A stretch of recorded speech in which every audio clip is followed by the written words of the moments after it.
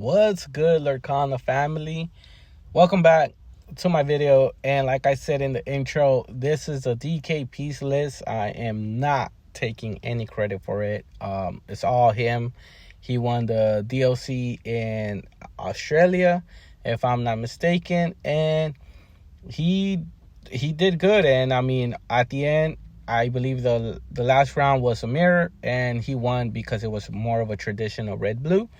And his is with the spice, with manners and super goof and a pirate's life and 4 Maui sharks, which is crazy. But yeah, I tried it and I was like, you know what? I realized it has so many 4 drops. So your turn 2 ramp is so important, because on turn 3 you're able to ink and play a 4 cost character. And that's very important. You don't want to miss that. And even if it has a little bit of a slow start, like any typical red blue, but then you just gain so much with manner. You can play a pirate's life. You can even sing and play a pirate's life. I've done that multiple times, and recycle it with Maui Shark. And next thing you know, you're winning. It's crazy. I saw the deck list and I was like, how does this work, But I think a major thing that helps is it only has 8 uninkables. So I never ever was like, oh shit, I don't have anything to ink. Like, yeah, sometimes you don't want to ink a certain card, but you always have something to ink, like 100%. So I think that's something that helps out the deck so much. And but let's get into this gameplay. Right before though, giveaway tomorrow, this giveaway right here. So make sure you comment, like, and subscribe, join. Make sure your subscription is public, not private, because if it's private, I do not know that you are subscribed, and you will not be submitted into the raffle. And I do apologize, but I just it's not a $2 card, it's not a $4 card. It's a foil Baymax. It goes for a little bit, for a pretty penny, and I don't want to just give it for someone that is not following the rules. So yeah, anyways, into the gameplay. As you guys can see, I'm ramping. I'm going against Steel Song, and it's kind of like the aggro version, because I haven't seen no like aerials or anything like that. I am already like at 6 ink, which is not bad. My opponent went to Japan, I think, and he just came back from his vacation, and I was looking at his lore counter. It's an Elsa lore counter. Looks so amazing. I think it's exclusive to only over there, so that's dope.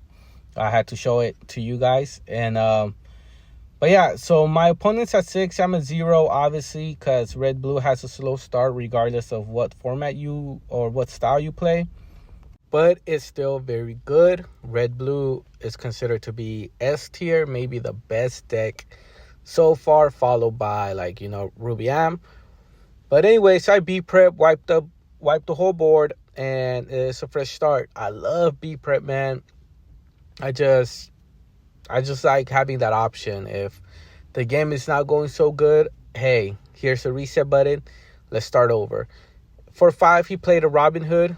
He's top decking, which is really good for me. I only have like 2-3 cards in hand, not a lot, but I have a Maui Shark, which I could get B Prep, which I can get Pirate's Life. I can get multiple things. He plays another Robin Hood, but does not quest, because he knows my Maui Shark will be able to get rid of it, will be able to get an item, and he cannot challenge my Maui Shark. So I sing a Pirate's Life with Maui Half Shark, gaining 3, and my opponent loses 2. But then I was like, you know what? Just for the kicks and giggles, let me play one more. So then my opponent from 6 goes to 2, and I go from 0 to 6, which, like I said, it goes by quick, man. Like, I was like, dang, I can't believe I'm winning now. So my opponent plays a Storm, dealing damage to my Maui, but I have Popsicle, being able to heal. He hasn't been getting like many good cards, but he does have a Simba now on board. He quests for 2. going to 4, and I mean to 6. I'm sorry, and I'm like, all right, that's fine. I still have the Maui Shark in play. For 1, I play another Popsicle, just trying to see if I'm going to draw something or not. And here I'm like thinking I could get rid of his Robin Hood, but I know he's going to get a card draw. And we never know. Maybe he might get Wheel. Maybe he might get something that removes my Shark. So I'm like, do I really want to give him like a hand when I know he doesn't have a hand? So I'm debating whether if I should swing or not. Getting Be Prepared would be nice, wiping the board again, and getting a Pyrus Life would be nice as well. But I decide to get rid of it. He draws a card because of Robin Hood's effect. My Maui Shark is damaged, but I'm like, you know what? He has evasive, so he should be fine. I play Hiram, getting rid of my Popsicle, and I play Sail, gaining a lore for Maui Half Shark, and inking a Hiram because I don't have a Popsicle in play, so it doesn't matter. And this deck does not really rely on Hiram. It's good to see the card draw, but the deck only runs 3 Hirams because the only items you run is Popsicle. You don't run Ice Blocks, you don't run Vitalisphere, you don't run any of those. So the chances of Hiram having a Popsicle and a Hiram is kind of hard, especially if you're using your Popsicles to heal your character, especially Maui Half Shark. He plays Medusa for 4. No, I'm sorry, an Ursula for 4. The Singer 4. I quest 1 with Hiram because obviously, I mean, I don't mind if he takes him out. It is what it is.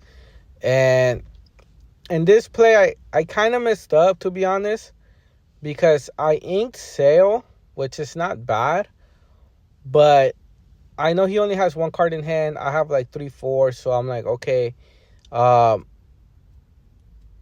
get rid of his Simba with my Half Shark, debating on what to get because a Pyrus Life is nice, but Be Prep is nice too. But I ended up getting a Pyrus Life, and this is where I messed up. So I Be Prep. I gain 1 lore because of it's an action, and then I Vision. I should have done Vision first, so I would have gotten 1 more lore before I wiped out the board, because now my Maui Half Shark is not on the board, and little things like that can cost you the game because there's times where I go to 19 lore and I just can't close it out. So make sure we're not doing those kind of mistakes in the near future or ever again. He plays a Pluto, but then I drop 2 manners, bro. 2 at the same time. I have 9 ink, and I'm not ramping like crazy, but yet I have 9 ink. Being able to drop 2 manners in 1 turn. He only has a Pluto, so I'm like, I know he can take it out. Steel doesn't have rush characters. He does have Zeus, but he already inked 1, so I'm not too worried about it. But and even if he takes out Manor, that's fine because he will only be able to take out 1 and not both. Manor is super underrated, man. I can't believe I personally didn't use it earlier. I know Queen's Castle in Ruby Am was good. It had its moment. Library became better just for that 1 extra willpower, but Manor has 9, so it's even better. Especially on red, that you're able to control the board and just let Manors do, or any location do its job and gain you passive lore. It's really what you want to do. So as you guys can see, I went from 9 to 13. I pay 4 to play Grammatala. Just, finding the pieces that I need.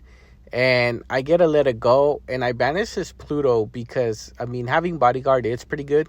But he has 5 attack. And it'll do a good damage to my Manor, which it already did.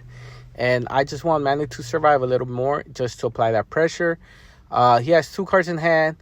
Right now, Zeus will help him. But he has a Rapunzel. He knows very well he can't really race me because, I'm winning the race so far. I go to 17, quest 1 with Grandma, going to 18 and playing Pirate's Life, going to 20 which is really good. Second game, so I took game one. It's a best of two game format. Ink a tipo, play a popsicle. You love to see the popsicle first turn. If you don't and you have a develop, hey, why not?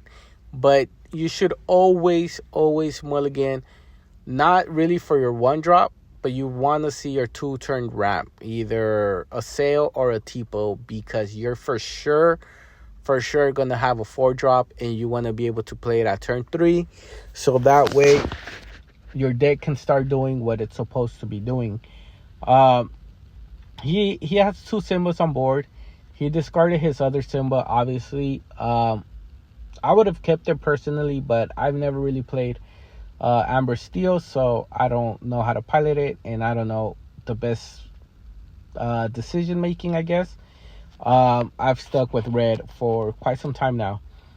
He wheels me, and I have two manners, and I'm like, dang. And on turn 4, I was going to play a Hiram and then seeing how far I'll go. So I already had it like mapped out what I was going to do. But he wheeled a really good hand of mine. And I'm like, dang. And honestly, I don't remember card per card what I drew. But I know my hand was better than what I drew. And I was like, dude, like, that fucking sucks. Like, honestly, it sucks, but can't do much about it. I was like, all right, whatever. I inked Super Goof. And for 4, I played 1 for Popsicle. And then I also played Develop. Just trying to look for my pieces for the next turn. I'm sorry, I played a Cell. Then I'm inking, just ramping up right now. Because I was like, okay, next turn I go to 6. Not be prep, but I'll be close to be prep. And that's what you want to do. Just wipe the board, a fresh reset, and then just continue, you know. He gets an aerial, sees the top 4 cards, and he gets a storm, which is not a bad card. It allows him to do damage and also draw a card. He quests for 3, I believe. And going to 5, I'm at 0. The glare is really bad. I'm going to see if I could change that or get a different angle so I don't get too much glare on the cards or on my phone. I ink a Maui. I was going to keep him, to be honest, just so I could get rid of his area just in case. But sometimes you have other answers that you rather just do. So you really got to pay attention to your hand and see all the possibilities, because sometimes the obvious, like what you see first, might not be your best decision. And so I'm thinking, because I'm also thinking about like the next turn as well. I'm not just thinking like, okay, what I'm gonna do right now. I'm thinking of what am I gonna do now that can help me on the next turn as well. I'm not just thinking of this turn, because I'm trying to set up. At least that's how I see it, especially with red. You're trying to set up. You want to be able to control the board and have them play your game. Have them answer your board. Because if you're continuously answering them, they're going to outrace you 100% of the time. So you're trying to control the board, have them play your game, and then that's when they're gonna be stuck, because they can't do what their deck does, because now they're too busy worrying about your board and answering your board. So Maui Shark, I know he could get taken out with Zeus, but I was like, you know what? If you have it, you have it. If you don't, that's great. But he did. He has Zeus, and I'm like, dang, like, you know, like, Zeus is such a good card. But hey, you know, he got rid of it. Then he plays Wheel, which I'm not too mad. I only had like 4 cards, so I'm like, okay, yeah, that's fine. Give me 3 additional cards. Why not? I am not mad about that. He's questing, going to 6, and he played that. He shifted the area for that Aerial Sonic Warrior, which you don't see much play of, but I mean, I do see why she's there, because when you sing, you pay 2 to do damage, which might be the damage that you need to take something out. So turn 7, I B prep. I don't really know why my opponent went wide without Pete, but maybe because he had the same mentality as I do. If you have it, you have it. If you don't, great. You can't always play too reserved because sometimes that can cost you the game. So I was like, okay, be prep. Whatever you have on board is not as crazy as what you had prior, so that's fine. I pay 4 for Hiram, and then I also play 4 for a Manor because I saw the what like his characters do, like the damage wise, and they can't take out a Manor. So I'm like, that's fine, like you can do damage to it, but you cannot take it out, so it'll survive. And I'm thinking, I don't have a B prep on hand right now, but I'm thinking if the card I draw plus the 2 from Hiram, if he doesn't take them out, I'm searching 3 cards that might potentially get me into a B prep and starting to let Manor do all my job. But he decides to race me, and he quests going to 11, summons a Cindy, and I'm like, dang, like he's going wide, So I play a Vision, searching for the top 5 cards and getting 1. Again, I'm looking for that B prep because he doesn't have many cards in hand. He's already going wide, so I know he'll lose more. And on top of that, my Manor just stays safe. So I'm really looking for that. And I'm able to pull it off, get the B prep, which I think is the last B prep I have in the whole deck. I think, if I recall correctly. And now he's in a situation where he has to answer my Manor. I have 1 here, and then I have 2 in the discard because he did discard it with with Wheel. But he knows the pressure the Manor applies. Like, yes, I'm at 3, he's at 11, but then I'll go at 5. And if I summon a Maui Half Shark and I start playing actions, I just start gaining lore so fast. And if one of those or 2 of those is a Pirate's Life, then he starts going down. And then that's when you start playing my game. And now you're worried about, do I answer your board, do I quest, or do I take away your location? So you always want to have your opponent in a situation where their deck is not doing what their deck is supposed to be doing because they're too worried about focusing on your deck, your place, your board. Because if they're busy entering your board, trust me, they are not doing what their deck is supposed to be doing. And this is Ruby Am. Ruby Am is able to just draw, which is what it's supposed to do, and control, which is what it does. But they're not questing, which is good. It slows down the game, and it lets you get better pieces to your deck. So he plays a Smee. For 6, I play a Maui Half Shark. And then for 4, I play a Grammatala, just trying to apply pressure. Again, if his Smee challenges my Manor, trying to chip it away, I'll be able to swing with my Maui Half Shark and just get an item. He does Zeus again, and I'm like, dude, like that's so fucking annoying, but whatever. I trade only because I don't want his Smee to be on the board, and because Smee is such a good card. So then I pay 6 for another Maui Half Shark. I believe that's what it is. The glare is pretty bad. Yes, it is. It's a Maui Half Shark. And I run 4. So obviously if I ink one or it gets discarded with Wheel, then I still have a few in the deck. Pay 1 for Popsicle, and I'm all right, cool. Like I don't feel like I'm in a bad situation anymore. I'm slowly gaining lore. I'm at 8. My opponent's at 13, but I have Manor. Manor has been putting so much work.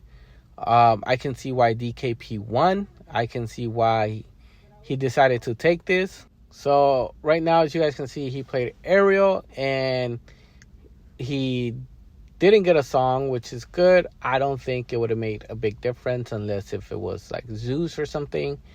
Right now I'm like, there's many things that he can possibly do. I know Amber Steel can go wide. They have Zeus and whatnot. So it's not over for him, and he knows that, especially because he's winning. But I know Shark does apply a lot of pressure. He's at 13 lure, and I'm at 10. Just letting Manor do everything. I paid 3 for a Brawl, getting rid of his aerial because I don't want him to sing. And I also play a Pirate's Life, and then I sing a Pirate's Life. And then I do a develop, gaining 1 more lore, going to 18. And it's just like crazy, you know. I don't have a lot of cards in my deck anymore. I paid 3 for Brawl, going to 19. And I'm like, now I think it's my game. Drop a like, comment, and subscribe, and let me know. You guys would see round 2 tomorrow, and I will be doing the giveaway tomorrow. Take care, stay true to yourself, and I'll see you guys next time. Peace.